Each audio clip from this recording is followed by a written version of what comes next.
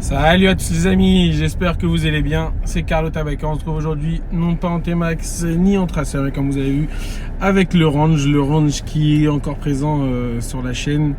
On ne sait pas pour combien de temps. Moi, je vais vous expliquer tout ça dans cette vidéo. Si vous ne m'avez pas sur Instagram, vous n'êtes pas au courant, mais venez sur Instagram parce qu'il se passe beaucoup de choses en avant-première. Je tiens à préciser avant cette vidéo que je ne vais pas vous regarder tout le temps parce que je suis en train de conduire. Et deuxièmement, j'ai des lunettes entre guillemets de soleil avec des verres très clairs. Ce n'est pas pour le style parce que j'ai un petit truc à l'œil et du coup il faut pas trop que j'expose mes yeux à la lumière. Donc je mets ces petites lunettes. Si bien entendu vous aimez bien, vous les voulez. Elles sont à vendre chez Carlotta Optique. Ça tremble de ouf. J'ai essayé de le placer pour que ça ne tremble pas trop. Mais waouh, ça tremble grave. Ah, attendez, peut-être que là ce sera mieux. J'ai essayé de en faire poser un peu sur je sais pas comment ça s'appelle. Sur le truc ici là. Pour que ça tremble pas trop, mais voilà, si vous les voulez, ces petites lunettes assez gréantes avec des verres bleu demi-rose pour voir la vie un petit peu plus belle qu'elle ne l'est. Bien entendu, c'est chez Carlotta Optique avec la mutuelle, tout se passe bien. Bon, allez, c'est parti.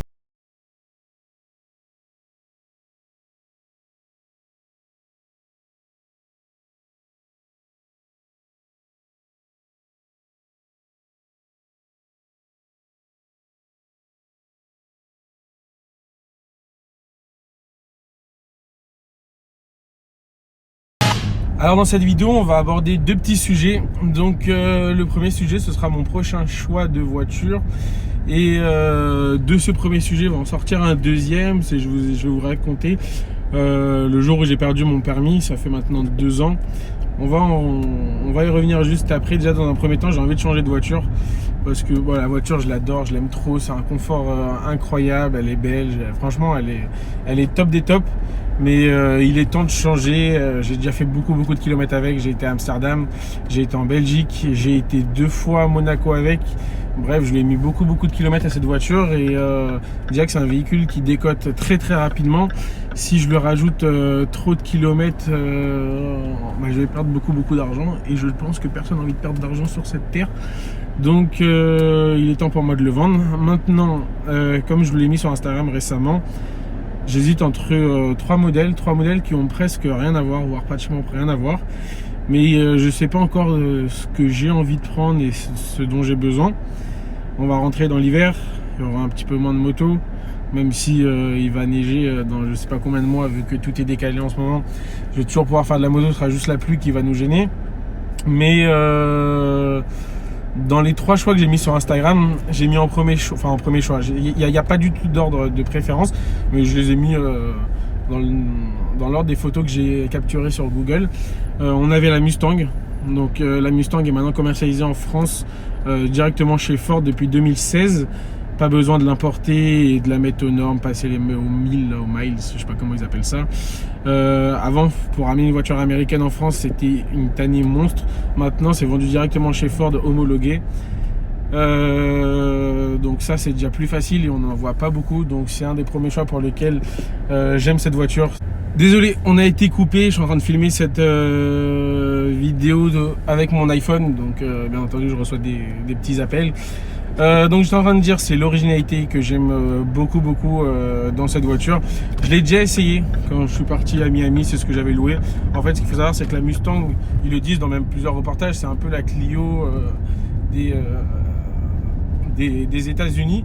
C'est une voiture qui est très abordable là-bas. Il n'y a pas toutes les taxes qu'on a quand on arrive en France. Ça, c'est encore une autre chose que je vais vous expliquer juste après.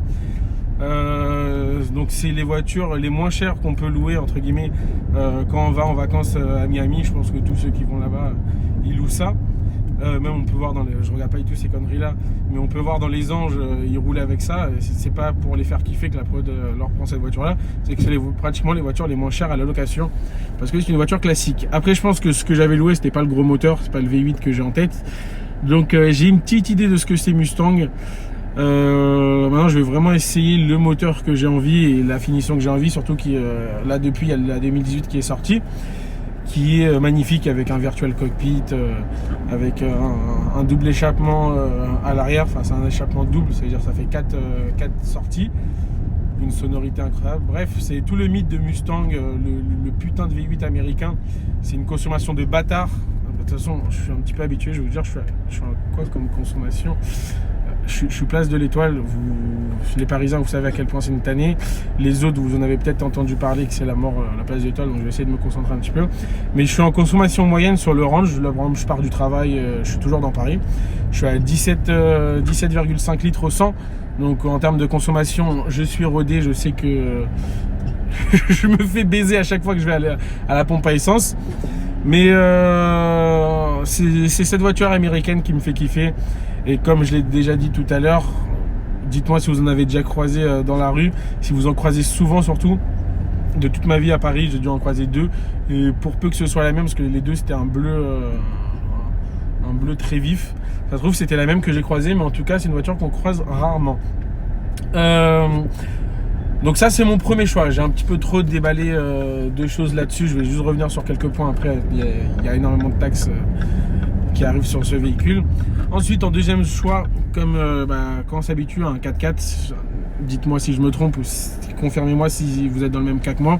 Quand on s'habitue à un 4x4, c'est très très compliqué de revenir à autre chose. Donc mon deuxième choix, je ne l'ai pas dit encore, c'est le Macan. Donc c'est une Porsche, donc c'est un peu l'apogée d'avoir une Porsche. C'est classe, c'est élégant. À l'intérieur, c'est des finitions de ouf. Sur la Mustang, c'est de l'américain. Les finitions ne sont pas celles des Allemands. Donc c'est le petit point négatif sur la Mustang, sauf que sur la 2018, ils ont vraiment fait énormément d'améliorations. Mais bon, donc le deuxième choix, ça va être une allemande, donc le Porsche Macan. J'adore les SUV, j'adore les gros 4x4.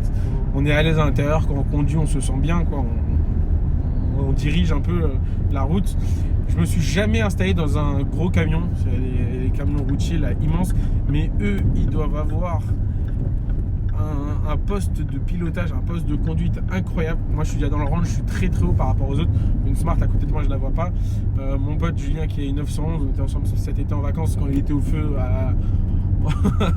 à ma droite ou à ma gauche. C'est quand il était à ma droite, vraiment je voyais pas avec la distance. Quand il était à ma gauche je le voyais parce qu'il avait c'était la 911 décapotable.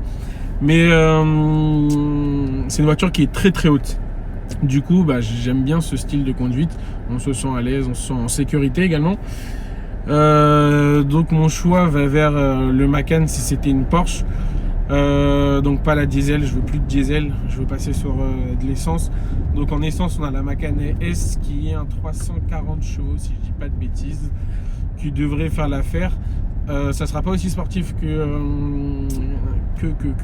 la Mustang, mais je pense qu'il y a de quoi faire. Pareil, il faut que j'essaye. J'ai déjà essayé un Macan, mais c'était pas le moteur, encore une fois, que j'ai envie. Donc j'ai vraiment envie d'essayer exactement la configuration qui me plaît, parce que si j'essaye une Mustang EcoBoost, ça va pas me plaire. Ça va être quand même un 300 et quelques chevaux, mais c'est le petit moteur, c'est un V6, c'est pas le V8 mythique de Mustang, donc ça m'intéresserait pas. Et si j'essaye le Macan que j'ai essayé, c'était un diesel, et pareil, ça correspond pas du tout à ce que j'ai envie. J'ai envie d'une voiture plus sportive que celle-ci, parce que le Range, c'est un gros moteur, mais c'est un gros moteur pour 3 tonnes, donc c'est équivalent poids-puissance. Ouais, c'est bien comme ça qu'on dit. Ouh là là, ça s'embrouille. Ouh là là, il est pas content. VTC contre taxi. Je savais pas qu'ils se faisaient encore la gueule. Ouais, donc le Range c'est un gros moteur, mais pour la grosse voiture que c'est pas une voiture de course. C'est-à-dire le 0 à 100, peut-être je le fais en 10 secondes, c'est beaucoup et pas beaucoup. C'est pas. J'ai envie de passer sur une voiture un peu plus sportive. Déjà quand j'ai acheté celle-ci, pour moi c'était une voiture de vieux à la base. On voit pas de jeunes de mon âge dans ce genre de véhicule. Après je l'ai énormément personnalisé, donc ça se voit que c'est pas un daron de 50 ans qui est à l'intérieur. Mais je veux un truc un peu plus sportif. Donc en deuxième choix on avait le Macan, et en troisième choix, je pense que c'est un bon mix des deux, ça va être la RS3. Donc RS3, pourquoi? Parce que Audi, j'adore, j'ai connu, et là on va arriver sur le deuxième point quand je parle d'Audi. RS3, gros moteur, finition allemande, et on peut aussi bien, moins jouer que la Mustang, parce que la Mustang ça va être une propulsion, je crois que c'est que les roues arrière qui envoie toute la sauce pour s'amuser. C'est un coup de volant et ça part ça part à la dérive. Je pense que si je prends ça, je vais m'amuser. On aura de très très belles vidéos. Mais la RS3, ça va être en quattro, ça va être le gros moteur de la RS3. Elle est compacte, pas trop grande, donc j'aurai plus de facilité à me balader dans Paris. On a quoi d'autre comme point positif? Le Virtual Cockpit de chez Audi, je pense qu'aujourd'hui c'est le plus beau qui existe sur le marché. J'ai déjà eu, donc je l'avais déjà dit dans une précédente vidéo, mais ça fait peut-être longtemps, depuis on est un petit peu plus sur la chaîne. Il y a 2 ans, j'avais l'Audi TT, donc l'Audi TT, mais la dernière génération, la même qu'Akram, sauf que moi c'était la 310, c'était la TTS, c'était pas la TTRS comme Akram. Donc j'ai déjà expérience du Virtual Cockpit et de Audi, j'adore. Franchement, il y a rien de plus beau que le Virtual Cockpit de chez Audi. Il est très ludique, magnifique. Il y a beaucoup de points positifs qu'on peut tirer là-dessus. Donc en troisième choix, c'était plus compact, gros moteur avec finition allemande. Je pense que c'est un mix des deux qui pourrait être pas mal. Mais après, je me dis que RS3 et aussi le Macan, c'est entre guillemets classique. On en voit beaucoup sur Paris. Après, bien entendu, peu importe ce que j'achète, il va être restylisé à ma sauce. Mais c'est une voiture qu'on voit énormément. Et quand je vous ai mis un peu les photos sur Instagram, j'ai eu énormément de fois ce cliché de c'est une voiture de dealer. Alors je suis dealer, mais de lunettes.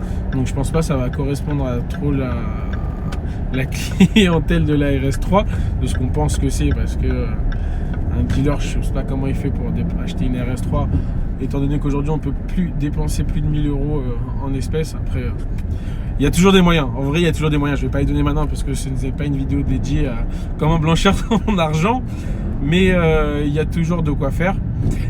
Donc voilà, donc mes 3 choix, ce serait ça. Donc on a Mustang, Macan et RS3. Alors, maintenant, je sais pas si je vous avais expliqué pourquoi j'avais acheté le Range et j'ai pas pris directement une grosse sportive quand j'ai acheté ma voiture. Il y a 2 ans, ça fait déjà 2 ans je crois, j'ai perdu mon permis de conduire. Donc ça c'est le deuxième point sur lequel je voulais arriver.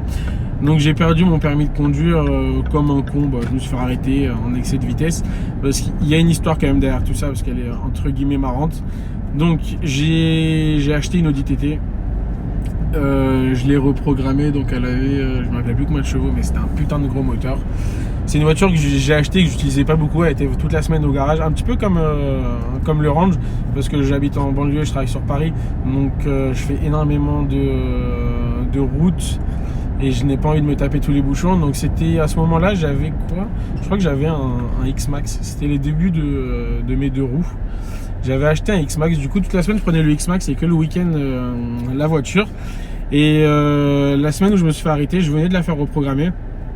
Je l'avais utilisé 2-3 fois, mais dans Paris, donc j'ai pas pu trop m'amuser avec. Et le week-end qui a suivi la reprogrammation, je dis ouais, je vais me barrer en week-end avec ma famille. Donc tout excité de pouvoir essayer sur une route limitée à 130, enfin sur des routes limitées à 130.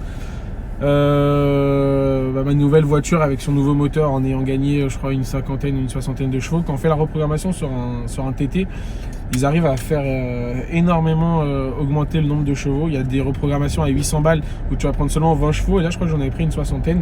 Donc c'était vraiment magnifique. Donc je me suis dit allez, je vais me faire mon kiff, je vais partir en week-end sur la route, je vais tartiner un peu, je vais envoyer la cam, mais pas toute la route. Je roulais normalement et je suis tombé sur une route magnifique, goudron neuf. Je vois sur Waze ligne droite pendant je sais pas combien de kilomètres. Je dis c'est le moment ou jamais, je vais envoyer la purée. Il me restait 10 minutes. J'allais à Center Park pour vous raconter toute ma vie. J'étais à 10 minutes de Center Park. J'envoie la purée sa mère, limité à 90. Et quand je dis j'envoie la purée sa mère, c'est que je suis monté à 2,5, 2,6. Je crois que je dois avoir la vidéo en snap. Ma petite soeur me snappait en même temps. Alors ça paraît énorme, ouah t'es un malade, tu roules comme ça à des vitesses, bien fait pour ta gueule. Ouais, bien fait pour ma gueule, de toute façon ça sert à rien de me dire ça maintenant étant donné que ma suspension est terminée.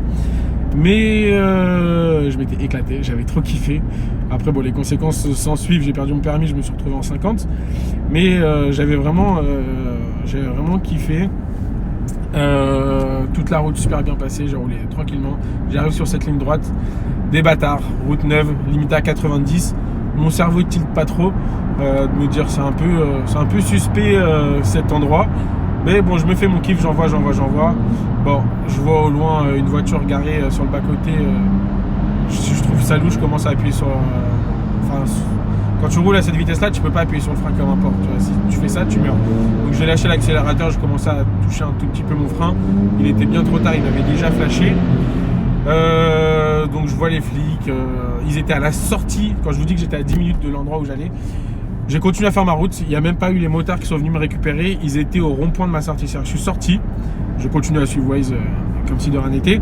Je vois, il y avait le motard, il était sur sa moto. Du coup, il était en train d'enfiler son casque. Et je suis arrivé devant eux, ils m'ont fait chut, monsieur, côté. Donc là, j'ai commencé à devenir blanc, un bon blanc comme il faut, comme Marine les aime. Mais à partir de là, c'était la merde.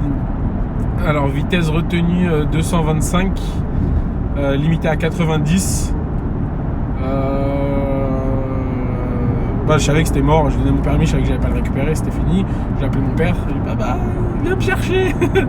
J'ai pleuré, enfin j'ai pas pleuré physiquement, mais j'avais les boules, mais c'est comme ça, quand on joue, on peut perdre. J'ai joué beaucoup, voilà, j'ai perdu une fois, et franchement ça m'a servi de leçon, étant donné qu'aujourd'hui je roule avec une voiture de daron qui me permettrait pas d'aller aussi rapidement à de telles vitesses. Donc depuis je me suis bien calmé sur ce genre de route. Et je sais pas si on le voit encore. Je suis dans un tunnel. Là, je parle énormément, mais ça fait du bien. Ça fait tellement longtemps que j'avais envie de faire cette vidéo et j'ai dit vas-y, là je suis dans la voiture posée, j'ai un peu de route à faire. Je vais en profiter pour leur raconter ma life et en même temps leur exposer le choix de mes voitures que j'ai envie d'acheter. Le plus marrant dans cette histoire-là, donc le contrôle se passe, donne les papiers du véhicule, l'assurance, tout ça c'était aux normes. Après il me dit c'est qui monsieur un tel? Je dis c'est mon frère. Il me dit et c'est qui votre frère? Je dis il est assis derrière. Et la personne qui était assise derrière, c'était mon petit frère, plus connu sous le nom de Daily Vélo, sur sa chaîne YouTube et sur Instagram. Et ce qu'il faut savoir, vous le savez, et ceux qui ne le savent pas, mon petit frère, à l'époque, il avait 11 ans. Aujourd'hui, il en a 13. Ouais, donc ça fait bien 2 ans cette histoire. Il en avait 11 ans. Alors là, si j'étais un bon imitateur, je vous aurais imité la tête du gendarme qui m'a arrêté. Mais il est devenu d'une colère. On dirait que j'avais tué sa mère. Il m'a dit vous me prenez pour un jambon, c'est quoi ce foutage de gueule? Bref, il m'a sorti plein de trucs. Donc moi je lui ai juste répondu que d'après la loi c'est autorisé. Donc j'avais mis le véhicule au nom de mon petit frère. Donc mineur du coup, pas de permis. Si je me fais flasher par un radar fixe, c'était juste l'amende à payer et pas de perte de points. Là je suis en train de vous parler, je vous ai dit que le Macan c'était très... on en voyait beaucoup, il y en a un juste devant ma gueule. C'est pour ça que j'aime pas trop... Ces deux choix des RS3 et du Macan sont un petit peu plus éloignés que la Mustang parce qu'il y en a trop. À force de parler, je tousse. Bref, il m'a éclaté la gueule en me disant voilà, je sais pas combien de fois t'es passé par... comment on dit déjà? Dans les trous du filet, dans les mailles du filet, je sais pas quoi. Aujourd'hui, on t'a arrêté. Bref, il était grave content et j'ai essayé de pas négocier. Ils étaient 3. Il y avait la carte à jouer de j'ai fait tomber une liasse par terre, ramasse-la et laisse-moi tranquille. Mais en fait le problème c'est que je me suis fait arrêter. Déjà j'ai grave peur de faire ça parce que si je tombe sur un mec qui en a rien à foutre ou si la liasse qui est tombée est trop petite, là ça va être encore plus chaud pour moi. Donc je suis resté normal, j'ai rien dit, j'ai assumé, je lui ai dit devant lui je suis un con, je suis une merde, je suis désolé. On fait ce qu'on peut pour essayer de se sauver. Mais le problème c'est que je me suis fait arrêter dans un patelin de merde où il se passe rien à part une grand-mère qui a trébuché au marché. Donc là c'était vraiment l'affaire du siècle. Enfin pour l'instant je suis dans ce village, je suis l'affaire du siècle. Passe 5 minutes après que je me sois fait arrêter, un journaliste qui arrive. Ça c'est vraiment un truc de bâtard parce qu'il m'a arrêté 5 minutes après, comme par hasard il y a un journaliste qui arrive. C'est sûr qu'il a dû appeler un ami journaliste pour bien m'afficher dans le journal local. Donc ce journaliste qui fait ses conneries, qui prend ses photos et tout ça. Bon, moi il m'emmène, j'étais pas loin de Center Park où je devais aller, donc je prends un taxi pour ma famille, eux ils vont à Center Park, moi ils m'emmènent au poste. Ah ouais, je suis monté menottes, ils m'ont même mis les menottes alors que regardez ma tête, genre qu'est-ce que je vais faire? Moi j'étais un petit peu plus maigre à cette époque-là, j'aurais pu commencer à courir. Mais je vais pas courir à pied derrière des motards, ça sert à rien. Donc ils m'emmènent au poste et tout ça. Ils me font signer, ils me demandent. Il me demande toutes mes informations personnelles, même combien je gagne. J'ai répondu parce que j'ai essayé de faire le gentil avec eux pour adoucir un peu ma peine. Mais bon, ils m'ont demandé mon métier, mon salaire, plein de trucs personnels auxquels j'ai répondu. Au final, il a été entre guillemets cool, celui qui a rempli le dossier, parce qu'en fait, après, c'est une vitesse excessivement grave, parce que c'est plus de 50 km/h de la limitation autorisée. Et à partir de là, ce qui est super important, c'est avec les conditions dans lesquelles tu as fait cette infraction-là, ça joue énormément. C'est-à-dire que le flic, il a vu que j'étais cool et que j'ai pas fait le mytho en disant non, c'est pas moi, non, c'est pas possible, il y a un problème sur votre machine.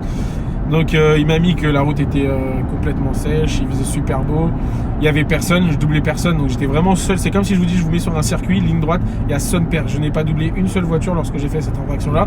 Donc tout ça, il a mis dans son rapport. Donc je pense que quand le juge a vu ça, il a été un peu plus clément avec moi, parce que à la suite de cette infraction, j'ai reçu, déjà j'ai eu une suspension de 72 mois. Après, j'ai reçu un recommandé chez moi qui me suspend de 6 mois. En fait, c'est 6 mois, c'est obligatoire. C'est le temps que la procédure se fasse, que mon jugement passe. Et ensuite, quelques mois après, j'ai reçu l'ordonnance pénale qui m'avait mis une amende de 500 €. C'est vraiment dérisoire. Quand j'ai vu ça, j'ai appelé mon avocat, il était mort de rire. Moi, quand j'étais voir mon avocat, il m'a dit... j'allais dire mon prénom. Il m'a dit, Carlotta, prépare-toi à marcher pendant un moment, parce que là, c'est pas bon pour toi. T'es dans un patelin. Ils t'ont déjà mis dans les journaux. Je vais vous raconter l'histoire du journal. Bref, ils vont te faire. Et en plus, il y a l'histoire de la voiture qui est immatriculée, qui est au nom de ton petit frère. Ils vont prendre ta gueule et ils vont t'utiliser comme exemple. Ouh là là, le freinage sec. Ils vont te prendre pour exemple. Tu vas être vraiment comment dire, tu vas payer pour tous ceux qui ne sont pas fait choper en faisant cette chose qui est complètement légale de mettre une voiture, enfin qui était légale, je ne sais pas si c'est à cause de moi ou pas, mais depuis pas très longtemps après mon histoire, cette loi est devenue impossible. Donc maintenant, pour immatriculer un véhicule, il faut donner son permis de conduire. Donc maintenant, on ne peut plus faire ça, mettre au nom d'un enfant. Donc mon avocat, il m'a dit, tu vas te faire suspendre ton permis, impossible de le passer pendant 5 ans. Il m'a dit, t'es mort. J'ai dit, écoute, je lui ai dit, du coup, on fait rien. C'est soit on lance tout de suite une procédure, soit on attend l'ordonnance pénale, et après l'ordonnance pénale, on commence à attaquer le dossier. J'ai reçu l'ordonnance pénale, je l'ai envoyé en photo. Il m'a dit, franchement, j'ai jamais vu un mec châteux comme toi. J'ai eu 9 mois de suspension. Sachant que je crois que j'en avais déjà fait 4 ou 5 sous les comment ça s'appelle, sous les 6 mois mis par le préfet. Donc ça veut dire qu'il me restait plus que 5 mois à attendre et 500 € d'amende. Et en plus, quand c'est ce genre d'amende, si on paye rapidement, on a 20% de remise. C'est incroyable, c'est vraiment que pour faire de l'oseille. Mais ils m'ont mis 500 € sur une infraction où un mec qui a roulé à 180 à la place de 130, il s'est pris bien pire que moi. Donc je sais pas, je suis tombé sur le bonjour du juge qui m'a dressé cette ordonnance pénale. Mais du coup voilà, j'ai eu cette suspension là, et ça m'a énormément calmé, parce que si ça m'arrive une deuxième fois, là ça devient, là c'était déjà un délit, mais là c'est un délit, c'est encore une autre étape. Quand tu fais 2 fois la même bêtise, il te tue. Donc pendant un moment j'ai gardé cette voiture le temps de la suspension. J'avais pas spécialement envie de la vendre parce que j'avais quand même la haine, ça faisait pas longtemps que je l'avais, je n'avais pas beaucoup profité. Donc je l'ai gardé pendant les 6-9 mois de suspension. Ensuite, quand j'ai récupéré mon permis, j'ai continué à la reconduire. Sauf qu'en fait, le problème qu'avec cette voiture-là, c'était impossible de respecter les limitations. C'est dès que je partais un petit peu loin et que je sortais de Paris et que c'était limité à 130, c'est impossible. Sans mentir, c'est impossible. Je sais pas s'il y a que moi qui n'arrive pas à tenir les limitations, mais dans des voitures récentes, sportives comme ça, tu peux rouler à 200. Je vais pas dire que tu vas pas t'en apercevoir, mais tu vas te sentir en sécurité, donc ça va pas trop te gêner, alors que si tu montes à 200 avec une GTI, tu vois. Donc j'ai continué à faire un peu de la merde, mais je me suis dit ça y est, il faut que j'arrête, il faut que je vende cette voiture, sinon je vais retomber dans cette procédure de perte de permis et tout ça. J'avais pas envie, donc j'ai vendu la voiture. Et du coup, je suis resté pendant un moment avec le 2 roues, vu que j'ai repassé mon permis, enfin j'ai fini de passer mon permis moto. Et je parle sa mère, ça fait déjà 20 minutes que je suis là. Enfin même plus de 20 minutes avec la séquence que j'ai tournée tout à l'heure. Waouh, ça va être une grosse vidéo, j'ai l'impression d'être à crame. Mais j'espère que vous êtes en train de me regarder dans votre lit juste avant de dormir, à moins que vous avez quelqu'un Ken. Bah Ken, ne me regarde pas frérot, ça sert à rien. Je ne vais rien te faire, il n'y aura pas de surprise à la fin de la vidéo. Donc ensuite bah, voilà, j'ai acheté ce orange là. Ouais, je vais revenir sur l'histoire du journal, parce qu'il y a le mec il y a un journaliste qui est venu. Donc le lendemain, ou peut-être 2 jours après, non je crois vraiment le lendemain, dans le journal local, je l'ai à la maison, dans le journal local de la ville, j'étais en première de couverture. Ensuite j'étais en 3e page avec une page complète pour moi, avec c'est con, c'est des cons. La photo de ma voiture, sans la plaque floutée, ils l'ont mise en plein dans le journal, avec écrit où je vivais, avec écrit ce que je faisais comme métier, avec toute ma vie, où j'allais, bref, ils ont raconté toute l'histoire, comment ça s'est passé, avec plein d'informations personnelles et surtout ma voiture, la photo même de ma voiture quand ils m'ont arrêté, et avec ma plaque d'immatriculation. Donc ça, mon avocat, il a géré cette histoire et j'ai touché un peu d'oseille. Donc comment dire, l'amende que j'ai eue, bon, au final c'est le journal qui l'a payé. Et par cette histoire-là, tous les gros journaux ont récupéré l'histoire en racontant que de la merde. C'était un peu le téléphone arabe. Quand j'ai lu les articles sur internet, c'était grave marrant. Bah, je vous laisse faire l'expérience. Allez taper 225 km/h 11 ans. Vous allez voir tous les articles qu'ils ont sortis sur moi, et il n'y a aucun article qui se ressemble. C'est-à-dire, une fois j'ai rien eu, j'ai été relâché, j'ai même pas perdu de permis. Une fois on m'a saisi la voiture. Une fois, je sais pas. Bref, tous les articles disaient de la merde. Moi, ça m'a fait beaucoup rire. Bah, j'étais dans Turbo, j'étais grave content. C'était mon premier passage dans Turbo. J'étais dans Le Parisien, j'étais dans Le Monde. Ah ouais, ce qui est marrant, c'est que j'ai raconté bien sûr à personne de ma famille avant d'avoir, enfin à ma famille, mes parents, eux ils étaient au courant, le reste de ma famille ne savait pas. Et j'ai reçu un message de mon cousin, c'était vendredi que je me suis fait arrêter, samedi. Ça avait tourné un peu sur Facebook, un jeune parisien s'est fait arrêter à 225 km/h dans une Audi TT. Mes copains ils ont envoyé en capture, ils ont dit le seul parisien qui est en week-end avec une Audi TT c'est toi, ne me dis pas que c'est toi qui t'es fait arrêter. J'ai dit bah si, voilà, c'est moi qui me suis fait arrêter. Bref, l'affaire elle a pas mal tourné tellement qu'il y a eu de journaux qui ont repris l'histoire. Et bah, ça m'a servi de leçon jusqu'à aujourd'hui où j'ai envie de me reprendre une putain de voiture de sport parce que j'ai envie de m'amuser, j'en ai marre. Le range je kiffe, c'est spacieux, c'est luxueux, mais c'est grand-père, tu vois. J'ai envie de m'amuser. Après, je vais pas m'amuser de ouf sur la route, je vais rester un petit peu tranquille. J'ai peut-être envie de faire du circuit avec la prochaine voiture que j'ai envie d'acheter. Donc faire du circuit avec un Macan, c'est pas trop ça. Faire du circuit avec une Mustang, c'est un putain de kiff.